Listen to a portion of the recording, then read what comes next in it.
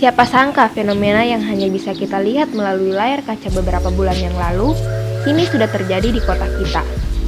Hanya dalam hitungan bulan, ribuan orang di negara kita harus menjadi korban dari keganasan virus ini. Ya, novel coronavirus disease atau yang disingkat COVID-19. Muncul pertama kali pada awal tahun 2020 di kota Wuhan, China, dan pada bulan Maret 2020 telah sampai ke Indonesia. Dan sejak akhir Maret, terpaksa kami mahasiswa khususnya harus dirumahkan.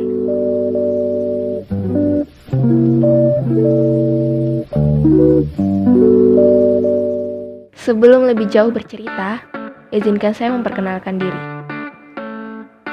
Saya Grevi Marcelano Graheni, Tambuk B50119089, mahasiswa semester 2, Prodi Ilmu Komunikasi, Fakultas Ilmu Sosial dan Ilmu Politik, Universitas Tadulako.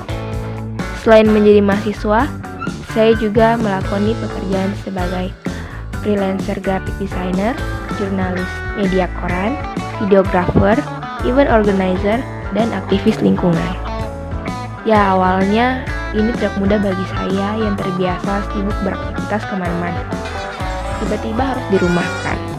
Tak jarang saya merindukan rutinitas saya yang dulu, sebelum pandemi ini terjadi. Tapi sebagai warga negara yang baik, penting bagi kita untuk mendukung usaha pemerintah dalam membasmi virus ini dengan diam di rumah.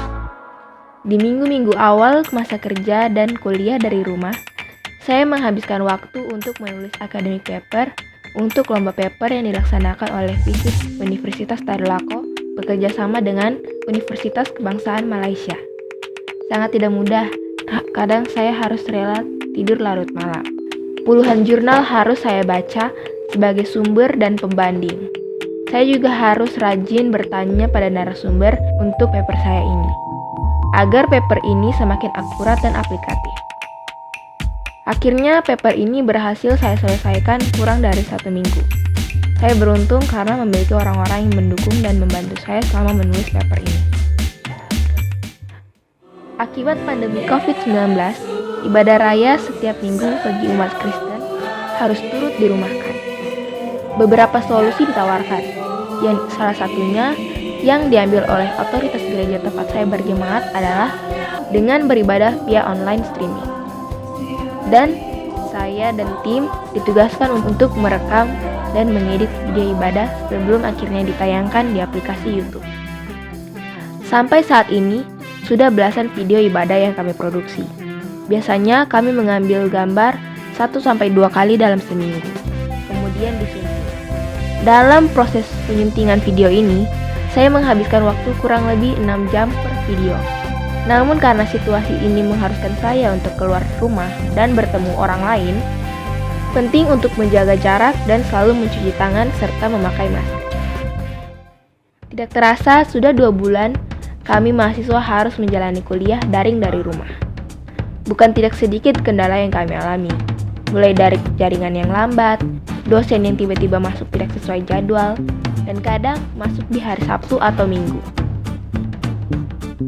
Berada di rumah tidak serta-merta membuat kami tidak melakukan apa-apa.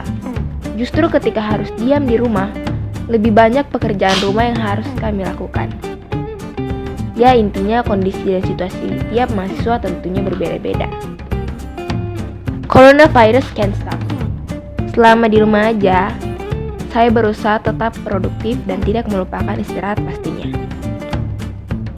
Sebagai freelancer desain grafis, saya masih menerima pekerjaan dan mendesainnya dari rumah untuk memperoleh uang jajan lebih.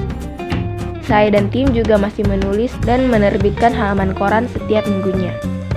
Selain membuat video ibadah online, saya juga membuat video cover musik. Tapi yang paling progresif menurut saya adalah ketika saya belajar minum kopi. Mungkin ini bukan hal besar bagi Anda, tapi saya tidak minum kopi selama bertahun-tahun karena penyakit yang saya derita. Jadi, pada masa karantina ini saya belajar sedikit demi sedikit membiasakan diri dengan kopi. Puji Tuhan, sekarang saya sudah bisa minum kopi. Masa karantina mandiri ini jujur membuat saya lebih banyak meluangkan waktu bersama keluarga dan untuk beristirahat yang jarang saya dapatkan di hari-hari biasa. Tapi ini cukup menurut habiskan untuk urusan kuliah atau pekerjaan. Untuk membuat halaman koran, biasanya kami melakukan photoshoot. Namun karena situasi yang tidak memperbolehkan kami untuk berkumpul, hal ini pun sulit untuk dilakukan. Pekerjaan saya sebagai event organizer pun ikut terganggu, karena beberapa event yang telah diagendakan terpaksa harus ditunda atau dibatalkan. Semoga pandemi ini segera berakhir agar kita semua dapat beraktivitas normal kembali. Cuci tangan sesering mungkin dengan sabun dan air mengalir selama minimal 20 detik. Stay safe everyone, spread love!